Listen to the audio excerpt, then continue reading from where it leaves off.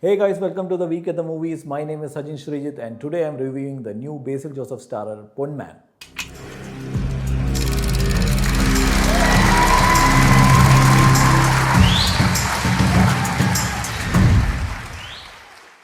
Some of the best screenplays in cinema history feature characters that create a certain impression at first but much later make us question and change our perspectives about them.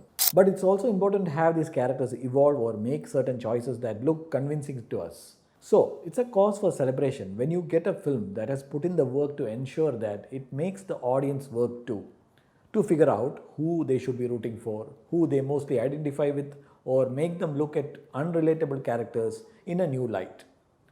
Ponman, written by G.R. Indugopan and Justin Matthew, marks the directorial debut of production designer Jyoti Shankar, who has worked in films such as Kumbalagi Nights, Brahmayugam, and Android Kunjappan.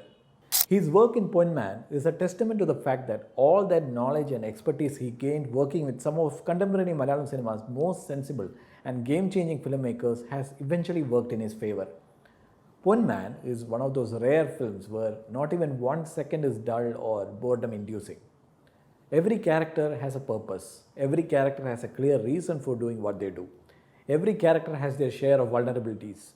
And every character is answerable to somebody. Basil Joseph plays a gold dealer named Ajesh who arranges to rent a certain weight of jewelry for weddings to people who may not have the necessary means and time to provide for the bride. It's a heavy risk job because it's a matter of survival and credibility. The initial stretch of the film, where one character's unrestrained ego creates a mess for everyone associated with him, provides the necessary fodder for some superbly written, high intensity drama that later follows. Without giving anything away, I will say that something goes seriously wrong that causes a massive headache for Basil's character, who is a picture of desperation, confidence, and arrogance all rolled into one. Though gold is the source of all problems in the story, the film doesn't forget to remind you that it was someone's knee-jerk reaction that started it all and caused a snowballing effect similar to what we saw in the film Ayyappanum Koshi. Beginning with the bride's mother, who's deeply concerned about creating a certain impression in front of others, to the bride who has to bear the burden of problems created by the men around her, to the men who are born to circumstances that test their mettle and their principles. Everyone's reputation is at stake. I don't think we can really say that Ponman belongs to just one character or actor. It's as much a story that belongs to Lijo Moljos, Anand Manmadan, or Sajin Gobu as it does to Basil Joseph. This is one of those films where we can clearly remember the names of all the major characters. All these actors are aptly cast, and once the film is done, we cannot imagine anyone else in these roles, whether it is Basil Joseph's, Anand Manmadan's, Lijo Moljos, or Sajin Gobu's. These actors were cast for a damn good reason. This is also one of those films that give us a clear sense of the geography in which the story is set. The mood of a city, its people, events, shopping complexes, or lodges.